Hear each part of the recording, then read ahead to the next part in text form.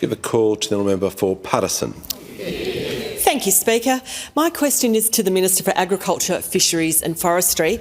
How is the Albanese Labor government working with farmers to manage the impact of the conflict in the Middle East on agriculture? And what steps is the Albanese Labor government taking to improve food security? Give the call to the Minister for Agriculture, Fisheries and Forestry. Thanks, Mr Speaker, and I do want to thank our member for Paterson for chairing the committee that actually wrote a report on Australia's food security, and indeed for her keeping ministers up to date on what's happening in her regional community over the weekend. Because I think everybody in this place, in this building, understands the importance of ensuring our farmers can continue to produce our food and our fibre, Mr Speaker. We also understand that keeping our freight and supply chains moving is critical. And as a government, we know that this food production is critical for every community right across Australia, and that we actually can produce about 2.5 times the food we need. We also, of course, do feed our close neighbours in the Indo-Pacific with our world-class agricultural products, and we need to be able to continue to do that too.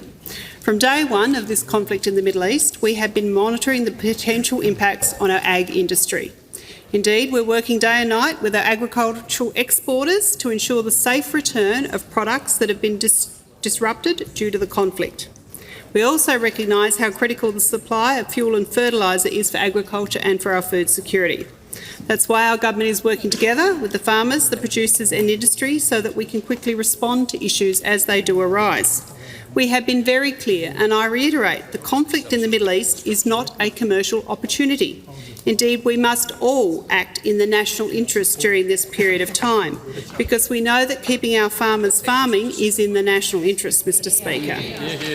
As the Minister for Energy has indicated, our government did hold a roundtable today with the National Farmers Federation, Fertiliser Australia, the Australian Institute of Petroleum and the Australian Trucking Association, by all joining together because now more than ever, collaboration really is critical at this point. Of course, this builds on discussions that many of us have had over the last week with our broader sectors and industries. As the Energy Minister has also reiterated, we have more fuel now than at any time over the last 15 years. We know that fuel continues to arrive in the quantities and the frequency that we need, with more shipments due within the week.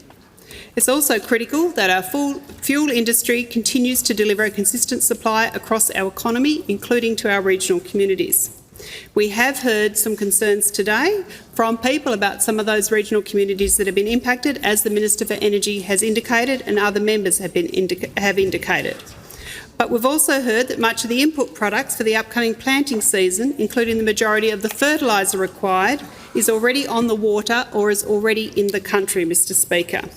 Farmers are rightly looking ahead and they are planning, and we understand the importance of fuel and fertiliser to a productive food system, which is why we're also making sure we've got supply chain resilience as a key priority of our national food security strategy.